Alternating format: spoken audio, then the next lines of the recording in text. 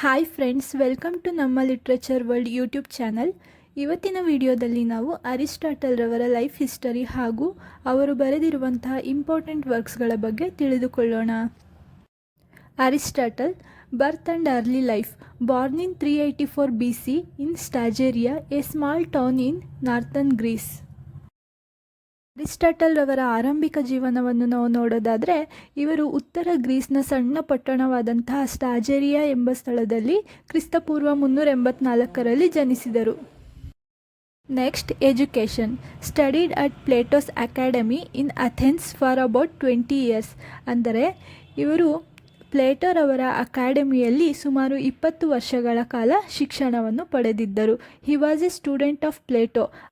Aristotle ರವರು ಪ್ಲೇಟೋರವರ ಶಿಷ್ಯರಾಗಿದ್ದರು. Teacher became the tutor of Alexander the Great. ಅಂದರೆ ಅರಿಸ್ಟಾಟಲ್ ರವರು ಅಲೆಕ್ಸಾಂಡರ್ ದಿ ಗ್ರೇಟ್ ಅವರ ಗುರುಗಳಾಗಿದ್ದರು. Founder of Lyceum established his own school in Athens called the Lyceum. ಅಂದರೆ Aristotle ರವರು ಅಥೆನ್ಸ್ನಲ್ಲಿ ಲೈಸಿಯಂ ಎಂಬ ಸ್ಕೂಲನ್ನು ಸಹ ಸ್ಥಾಪಿಸಿದ್ದರು. Areas of study: wrote on philosophy, logic, politics, ethics, science, biology, psychology and art. Aristotle ರವರ ಅಧ್ಯಯನ ಕ್ಷೇತ್ರಗಳನ್ನು ನಾವು ನೋಡೋದಾದರೆ, ಇವರು ತತ್ವಶಾಸ್ತ್ರ, ತರ್ಕಶಾಸ್ತ್ರ, ರಾಜಕೀಯ, ನೈತಿಕತೆ, ವಿಜ್ಞಾನ, ಜೀವಶಾಸ್ತ್ರ, ಮನಃಶಾಸ್ತ್ರ ಹಾಗೂ ಕಲೆಗಳ ಬಗ್ಗೆ ಬರೆದಿದ್ದಾರೆ. Literary criticism: his poetics is the earliest surviving work of literary theory. ಸಾಹಿತ್ಯ ವಿಮರ್ಶೆ: ಅರಿಸ್ಟಾಟಲ್ ರವರ ಪೊಯೆಟಿಕ್ಸ್ ಕೃತಿಯು ಸಾಹಿತ್ಯ ಸಿದ್ಧಾಂತದಲ್ಲಿ ಉಳಿದಿರುವಂತಹ ಅತ್ಯಂತ ಪ್ರಾಚೀನ ಕೃತಿಯಾಗಿದೆ. Next, Aristotle is often called the father of many fields, father of logic, biology, scientific method, political science, teleology, natural law, individualism, realism, psychology, rhetoric, zoology, criticism, embryology and meteorology. Aristotle ರವರನ್ನು ಹಲವಾರು ಕ್ಷೇತ್ರಗಳ ಪಿತಾಮಹ ಎಂದು ಕರೆಯಲಾಗುತ್ತದೆ. ಅಂತಹ ಕ್ಷೇತ್ರಗಳೆಂದರೆ ತರ್ಕಶಾಸ್ತ್ರ, ಜೀವಶಾಸ್ತ್ರ, ರಾಜ್ಯಶಾಸ್ತ್ರ, ನೈಸರ್ಗಿಕ ನಿಯಮ, ವೈಜ್ಞಾನಿಕ ವಿಧಾನ, ತತ್ವಶಾಸ್ತ್ರ, ನೈತಿಕತೆ, ಮನೋವಿಜ್ಞಾನ, ಪ್ರಾಣಿಶಾಸ್ತ್ರ, ವಿಮರ್ಶೆ, ಭ್ರೂಣಶಾಸ್ತ್ರ ಮತ್ತು ವಾಯುಮಾನಶಾಸ್ತ್ರ. ಇಂತಹ ಹಲವಾರು ವಿಷಯಗಳಲ್ಲಿ ಇವರು ಕೆಲಸ ಮಾಡಿದ್ದಾರೆ. Next, the poet Dante called him the master of those who now. ಕವಿ ಡಾಂಟೆ ಅವರು ಅರಿಸ್ಟಾಟಲ್ ರವರನ್ನು ಜ್ಞಾನಿಗಳ ಗುರು ಎಂದು ಕರೆದಿದ್ದಾರೆ. ಇದರ ಅರ್ಥ, ಈಗಾಗಲೇ ಜ್ಞಾನವನ್ನು ಹೊಂದಿರುವಂತಹ ವ್ಯಕ್ತಿಗಳಿಗೆ ಅರಿಸ್ಟಾಟಲ್ ರವರು ಗುರುಗಳು ಎಂದು ಕರೆದಿದ್ದಾರೆ. ಹಿ ಪ್ರೊಡ್ಯೂಸ್ಡ್ ಮೋರ್ ದ್ಯಾನ್ 200 ವರ್ಕ್ಸ್ ದೋ ಓನ್ಲಿ 30 ಸರ್ವೈವ್ ಟುಡೇ. ಅಂದರೆ ಅರಿಸ್ಟಾಟಲ್ ರವರು 200ಕ್ಕೂ ಹೆಚ್ಚು ಕೃತಿಗಳನ್ನು ಬರೆದಿದ್ದರು, ಆದರೆ ಇಂದಿಗೆ ಸುಮಾರು 30 ಕೃತಿಗಳು ಮಾತ್ರ ಉಳಿದುಕೊಂಡಿವೆ. ನೆಕ್ಸ್ಟ್, ಅರಿಸ್ಟಾಟಲ್ ರವರು ಬರೆದಿರುವಂತಹ ಇಂಪಾರ್ಟೆಂಟ್ ಬುಕ್ಸ್ಗಳೆಂದರೆ metaphysics, rhetoric, Organon, on the soul, poetics. Next ನಾವು ನೋಡೋದಾದರೆ, Aristotle and Plato a philosophical comparison. ಅಂದರೆ ಅರಿಸ್ಟಾಟಲ್ ಮತ್ತು ಪ್ಲೇಟೋರವರ ತತ್ವಚಿಂತನೆಯ ಹೋಲಿಕೆ. Plato believed in a separate world of forms or idea, perfect or eternal, and though the world we see is only a shadow. ಪ್ಲೇಟೋರವರ ಪ್ರಕಾರ ಶಾಶ್ವತ ಹಾಗೂ ಪರಿಪೂರ್ಣ ರೂಪಗಳ ಬೇರೆ ಲೋಕವಿದೆ ಎಂದು ನಂಬುತ್ತಿದ್ದರು. ನಾವು ನೋಡುತ್ತಿರುವ ಈ ಲೋಕವು ಆ ರೂಪಗಳ ಕೇವಲ ನೆರಳಾಗಿದೆ ಎಂದು ಪ್ಲೇಟೋರವರು ಅಭಿಪ್ರಾಯಪಟ್ಟಿದ್ದಾರೆ. Aristotle opposed this, saying reality is in this world it self, not in another. Aristotle ರವರು ಪ್ಲೇಟೋರವರ ಶಿಷ್ಯರಾಗಿದ್ದರೂ ಸಹ ಅವರ ಗುರುಗಳ ಸಿದ್ಧಾಂತವನ್ನು ಇವರು ವಿರೋಧಿಸುತ್ತಾರೆ. ಏಕೆಂದರೆ ಅರಿಸ್ಟಾಟಲ್ ರವರ ಪ್ರಕಾರ ವಾಸ್ತವಿಕತೆ ಈ ಲೋಕದಲ್ಲಿಯೇ ಇದೆ, ಬೇರೆ ಲೋಕದಲ್ಲಿಲ್ಲ ಎಂದು ಅವರು ನಂಬಿದ್ದರು. Plato said knowledge is recollection of the soul and Aristotle said knowledge come from experience and sense. ಅಂದರೆ ಪ್ಲೇಟೋರವರ ಪ್ರಕಾರ ಜ್ಞಾನವು ಆತ್ಮದ ಸ್ಮರಣೆ ಆಗಿದೆ, ಆದರೆ ಅರಿಸ್ಟಾಟಲ್ರವರ ಪ್ರಕಾರ ಜ್ಞಾನವು ಅನುಭವ ಮತ್ತು ಇಂದ್ರಿಯಗಳಿಂದ ಬರುತ್ತದೆ ಎಂದು ಹೇಳಿದ್ದಾರೆ. Next, Plato wanted philosopher king to rule. Aristotle preferred a practical government with balance. ಅಂದರೆ ಪ್ಲೇಟೋ ತತ್ವಜ್ಞಾನಿಗಳಿಂದ ಆಡಳಿತ ನಡೆಯಬೇಕು ಎಂದು ಬಯಸಿದರು. ಅರಿಸ್ಟಾಟಲ್ರವರು ಸಮತೋಲನ ಹೊಂದಿದ ಪ್ರಾಯೋಗಿಕ ಸರ್ಕಾರವನ್ನು ಇಷ್ಟಪಟ್ಟಿದ್ದರು. Plato's form of the good was abstract. Aristotle made the good practical for human life. ಅಂದರೆ ಪ್ಲೇಟೋರವರ ಫಾರ್ಮ್ ಆಫ್ ದಿ ಗುಡ್ ಅಭ್ಯಾಸಕ್ಕಿಂತಲೂ ಹೆಚ್ಚು ಅಮೂರ್ತ ಆಗಿತ್ತು ಮತ್ತು ಅರಿಸ್ಟಾಟಲ್ ಶ್ರೇಷ್ಠತೆಯನ್ನು ಮಾನವ ಜೀವನಕ್ಕೆ ಅನ್ವಯವಾಗುವಂತೆ ಪ್ರಾಯೋಗಿಕವಾಗಿ ರೂಪಿಸಿದರು. ಹೀಗೆ ಅರಿಸ್ಟಾಟಲ್ ಮತ್ತು ಪ್ಲೇಟೋರವರು ಗುರು ಶಿಷ್ಯರೇ ಆಗಿದ್ದರೂ ಸಹ ಅವರ ಆಲೋಚನೆಗಳು ಭಿನ್ನವಾಗಿದ್ದವು.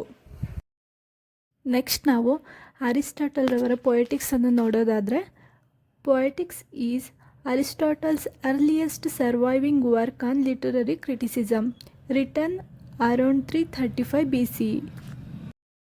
ಪೊಯೆಟಿಕ್ಸ್ ಅರಿಸ್ಟಾಟಲ್ರವರು ಬರೆದಿರುವಂತಹ ಪ್ರಾಚೀನ ಸಾಹಿತ್ಯ ವಿಮರ್ಶೆಯ ಕೃತಿಯಾಗಿದೆ. ಇದನ್ನು ಸುಮಾರು ಕ್ರಿಸ್ತಪೂರ್ವ 335ರಲ್ಲಿ ಬರೆಯಲಾಗಿದೆ. Next, it mainly analyses tragedy the it also touches on EPIC poetry.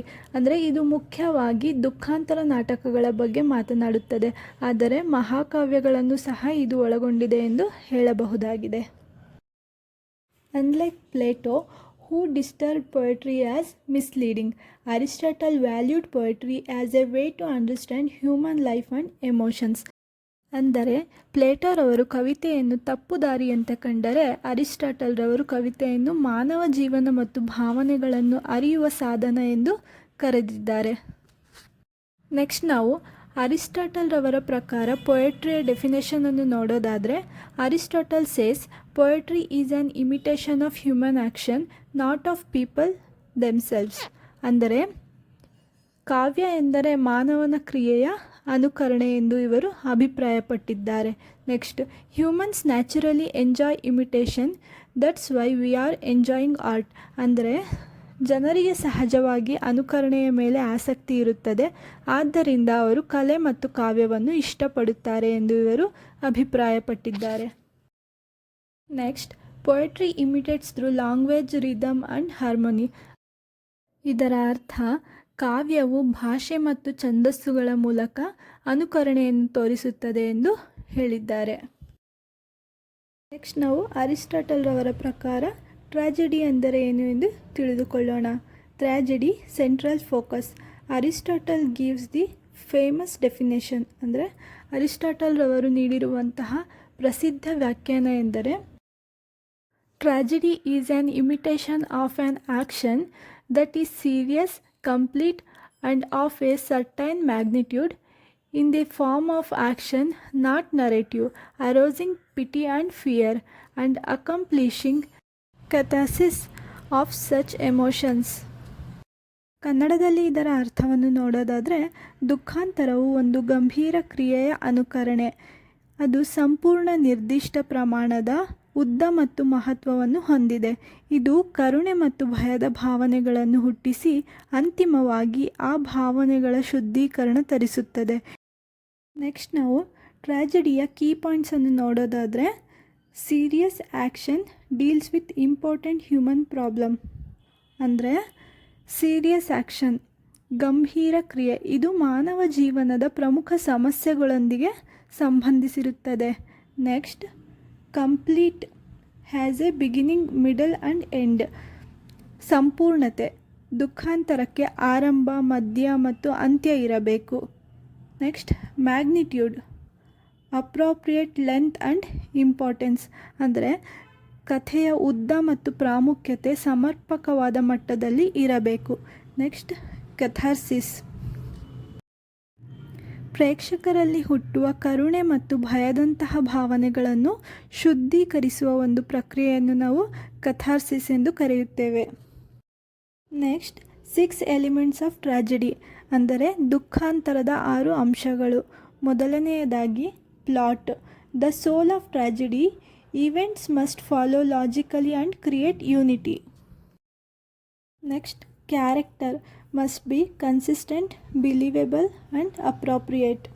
ಅಂದರೆ ಪಾತ್ರಗಳು ನಿರಂತರ, ನಂಬಿಕೆಗೆ ಒಳಪಟ್ಟ ಮತ್ತು ಸಂದರ್ಭಕ್ಕೆ ತಕ್ಕಂತೆ ಇರಬೇಕು. Next, diction, choice of words and style ಅಂದರೆ ಪದಪ್ರಯೋಗ ಅಥವಾ ಶೈಲಿ, ಪದಗಳ ಆಯ್ಕೆ ಮತ್ತು ಶೈಲಿ. Next, melody, music and rhythm in performance ಅಂದರೆ ಸ್ವರ ಅಥವಾ ರಾಗ, ಪ್ರದರ್ಶನದಲ್ಲಿ ಸಂಗೀತ ಮತ್ತು ಲಯ. Next, spectacles, visual effects and staging ಅಂದರೆ ದೃಶ್ಯಾವಳಿ, ದೃಶ್ಯ ಪ್ರಭಾವಗಳು ಮತ್ತು ವೇದಿಕೆಯ ವಿನ್ಯಾಸ. ಅರಿಸ್ಟಾಟಲ್ ಪ್ರಕಾರ ಇದು ಅತಿ ಅಲ್ಪ ಪ್ರಮುಖವಾದ ಅಂಶವಾಗಿತ್ತು. ನೆಕ್ಸ್ಟ್, ಸ್ಟ್ರಕ್ಚರ್ ಆಫ್ ಪ್ಲಾಟ್ ಅಂದರೆ ಕಥೆಯ ರಚನೆ.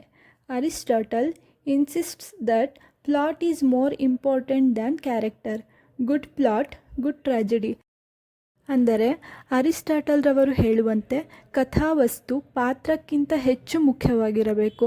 ಒಳ್ಳೆಯ ಕಥಾವಸ್ತು ಒಳ್ಳೆಯ ದುಃಖಾಂತರವನ್ನು ಹೊಂದಿರುತ್ತದೆ. Next, unity of action, all events must be connected not loose ends ಅಂದರೆ ಕ್ರಿಯೆಯ ಏಕತೆ, ಎಲ್ಲ ಘಟನೆಗಳು ಪರಸ್ಪರ ಸಂಬಂಧಿತವಾಗಿರಬೇಕು, ಯಾವುದೇ ಅಸಂಬದ್ಧ ಅಂತ್ಯಗಳಿರಬಾರದು. Next, beginning, middle, end, organic completeness ಅಂದರೆ ಆರಂಭ, ಮಧ್ಯ ಮತ್ತು ಅಂತ್ಯ, ಕಥೆ ಪೂರ್ಣತೆಯುಳ್ಳದ್ದಾಗಿರಬೇಕು. Next, probability and necessity, events should follow logically ಅಂದರೆ ಸಂಭಾವ್ಯತೆ ಮತ್ತು ಅವಶ್ಯಕತೆ, ಘಟನೆಗಳು ತಾರ್ಕಿಕವಾಗಿ ಒಂದರ ನಂತರ ಒಂದು ನಡೆಯಬೇಕು. Next, simple versus complex plots. Simple, continuous action without reversals ಅಂದರೆ ಸರಳ ಕಥೆ ಮತ್ತು ಸಂಕೀರ್ಣ ಕಥೆ. ಸರಳ ಕಥೆ ಅಂದರೆ ಯಾವುದೇ ತಿರುವುಗಳಿಲ್ಲದ ನಿರಂತರ ಕ್ರಿಯೆ. ನೆಕ್ಸ್ಟ್, ಕೀ ಕಾನ್ಸೆಪ್ಟ್ಸ್ ಅಂದರೆ ಮುಖ್ಯ ಪರಿಕಲ್ಪನೆಗಳು. Hamartia, a mistake or error by the hero ಅಂದರೆ ದುಃಖದ ದೋಷ, ನಾಯಕನಿಂದ ಆಗುವ ತಪ್ಪು ಅಥವಾ ದೋಷ. ನೆಕ್ಸ್ಟ್, ಪೆರಿಪೇಷಿಯ, ತಿರುಗುಬಾಣ, ಅದೃಷ್ಟದಲ್ಲಿ ಅಚಾನಕ್ ಬದಲಾವಣೆ. ನೆಕ್ಸ್ಟ್, ಅನಾಗ್ನೋರಿಸಿಸ್ ಅಂದರೆ discovery or realisation. Example, hero realises their true identity or mistake ಅಂದರೆ ಪತ್ತೆ ಅಥವಾ ಅರಿವು. ಉದಾಹರಣೆ, ನಾಯಕನು ತನ್ನ ನಿಜವಾದ ವ್ಯಕ್ತಿತ್ವ ಅಥವಾ ತಪ್ಪನ್ನು ಅರಿಯುವ ಕ್ಷಣ. Next, catharsis, emotional release for the audience ಅಂದರೆ ಪ್ರೇಕ್ಷಕರಿಗೆ ಉಂಟಾಗುವ ಭಾವನಾತ್ಮಕ ಬಿಡುಗಡೆಯನ್ನು ನಾವು ಕಥಾರ್ಸಿಸ್ ಎಂದು ಕರೆಯುತ್ತೇವೆ. ನೆಕ್ಸ್ಟ್, ಟ್ರಾಜಿಕ್ ಹೀರೋ ಅಂದರೆ ದುಃಖಾಂತರ ನಾಯಕ. Qualities of the ideal tragic hero ಅಂದರೆ ದುಃಖಾಂತರ ನಾಯಕನ ಗುಣಗಳು. ಅವುಗಳೆಂದರೆ ನೈದರ್ ಪರ್ಫೆಕ್ಟ್ಲಿ ಗುಡ್ ನಾರ್ ಈವಿಲ್. ಅರಿಸ್ಟಾಟಲ್ ರವರ ಪ್ರಕಾರ ಒಬ್ಬ ಟ್ರಾಜಿಕ್ ಹೀರೋನಲ್ಲಿ ಇರುವಂತಹ ಗುಣ ಎಂದರೆ ಅವನು ಸಂಪೂರ್ಣವಾಗಿ ಒಳ್ಳೆಯವನೂ ಅಲ್ಲ, ಕೆಟ್ಟವನೂ ಅಲ್ಲ. Next, of noble status but with a human flaw ಅಂದರೆ ಉತ್ತಮ ಸ್ಥಾನಮಾನ ಹೊಂದಿದವನು ಆದರೆ ಮಾನವೀಯ ದೋಷವನ್ನು ಹೊಂದಿರುತ್ತಾನೆ. Next, suffers downfall due to error not wickedness ಅಂದರೆ ಕೆಟ್ಟತನದಿಂದ ಅಲ್ಲ, ಆದರೆ ಒಂದು ತಪ್ಪು ಅಥವಾ ದೋಷದಿಂದ ಪತನ ಅನುಭವಿಸುತ್ತಾನೆ. Next, evokes pity and fear in the audience ಅಂದರೆ ಪ್ರೇಕ್ಷಕರಲ್ಲಿ ಕರುಣೆ ಮತ್ತು ಭಯವನ್ನು ಹುಟ್ಟಿಸುತ್ತಾನೆ. ಇವು ಒಬ್ಬ ಐಡಿಯಲ್ ಟ್ರಾಜಿಕ್ ಹೀರೋನ ಕ್ವಾಲಿಟೀಸ್ಗಳಾಗಿವೆ. Next, epic versus tragedy. ಇಲ್ಲಿ ಎಪಿಕ್ ಅಂದರೆ ಮಹಾಕಾವ್ಯ, ಟ್ರಾಜಿಡಿ ಅಂದರೆ ದುಃಖಾಂತರ. EPIC poetry, long narrative, many episodes told in verse. Example, Homer's Iliad ಅಂದರೆ ಮಹಾಕಾವ್ಯ ಎಂದರೆ ಏನಪ್ಪ ಅಂದರೆ ದೀರ್ಘ ಕಥೆಯ ಕಾವ್ಯ, ಅನೇಕ ಘಟನೆಗಳಿರುತ್ತವೆ, ಪದ್ಯ ರೂಪದಲ್ಲಿ ಹೇಳಲ್ಪಡುತ್ತದೆ. ಇದಕ್ಕೆ ಉದಾಹರಣೆಯನ್ನು ನೋಡೋದಾದರೆ ಹೋಮರ್ ರವರ Iliad. Next, tragedy, more compact, unified and emotional. ದುಃಖಾಂತರ ಎಂದರೆ ಇದು ಚಿಕ್ಕದಾದ, ಒಂದೇ ವಿಷಯಕ್ಕೆ ಸಂಬಂಧಿಸಿದ ಹಾಗೂ ಭಾವನಾತ್ಮಕ ಕಾವ್ಯ ಅಥವಾ ನಾಟಕವಾಗಿರುತ್ತದೆ. Next, Aristotle considered tragedy superior because it achieves catharsis more effectively. ಅಂದರೆ ಅರಿಸ್ಟಾಟಲ್ ರವರ ಪ್ರಕಾರ ದುಃಖಾಂತರ ಅಥವಾ ಟ್ರ್ಯಾಜಿಡಿಯು ಉತ್ತಮವಾಗಿರುತ್ತದೆ, ಏಕೆಂದರೆ ಅದು ಭಾವನೆಗಳನ್ನು ಶುದ್ಧಗೊಳಿಸುತ್ತದೆ. Next, importance of poetics. ಅಂದರೆ ಪೊಯೆಟಿಕ್ಸ್ನ ಮಹತ್ವವನ್ನು ನಾವು ನೋಡೋದಾದರೆ, first systematic study of literature, ಅಂದರೆ ಸಾಹಿತ್ಯದ ಪ್ರಥಮ ಕ್ರಮಬದ್ಧ ಅಧ್ಯಯನವಾಗಿದೆ. Next, basis of classical literary criticism, ಅಂದರೆ ಶ್ರೇಷ್ಠ ಸಾಹಿತ್ಯ ವಿಮರ್ಶೆಯ ಆಧಾರವಾಗಿದೆ. Next, influenced Renaissance critics, example Dryden and Corneille, ಅಂದರೆ ಪುನರುತ್ಥಾನ ಯುಗದ ವಿಮರ್ಶಕರ ಮೇಲೆ ಇದು ಪ್ರಭಾವ ಬೀರಿತ್ತು, ಉದಾಹರಣೆಗೆ ಡ್ರೈಡನ್ ಹಾಗೂ Corneille. Next, still studied in modern literary theory and drama studies, ಅಂದರೆ ಇಂದಿಗೂ ಆಧುನಿಕ ಸಾಹಿತ್ಯ ಸಿದ್ಧಾಂತ ಮತ್ತು ನಾಟಕ ಅಧ್ಯಯನಗಳಲ್ಲಿ ಇದನ್ನು ಓದಲ್ಪಡುತ್ತಿದೆ. Next, Aristotle's poetics says poetry and drama copy real life. A good tragedy has a full story and real characters, making the audience feel pity and fear. ಇದರ ಅರ್ಥ, ಅರಿಸ್ಟಾಟಲ್ ರವರ ಪೊಯೆಟಿಕ್ಸ್ ಪ್ರಕಾರ ಕಾವ್ಯ ಮತ್ತು ನಾಟಕಗಳು ನಿಜ ಜೀವನವನ್ನು ಅನುಸರಿಸುತ್ತವೆ. ಒಳ್ಳೆಯ ದುಃಖಾಂತರ, ಅಂದರೆ ಒಂದು ಒಳ್ಳೆಯ ಟ್ರ್ಯಾಜಿಕ್ ಕೃತಿಯಲ್ಲಿ ಪೂರ್ಣ ಕಥೆ ಮತ್ತು ನೈಜ ಪಾತ್ರಗಳು ಇರುತ್ತವೆ. ಇದು ಪ್ರೇಕ್ಷಕರಲ್ಲಿ ಕರುಣೆ ಮತ್ತು ಭಯವನ್ನು ಉಂಟು ಮಾಡುತ್ತದೆ. ಇದು ಅರಿಸ್ಟಾಟಲ್ ರವರ ಲೈಫ್ ಹಿಸ್ಟರಿ ಹಾಗೂ ಅವರು ಬರೆದಿದ್ದಂತಹ ಇಂಪಾರ್ಟೆಂಟ್ ವರ್ಕ್ಸ್ಗಳಾಗಿವೆ. Thank you for watching.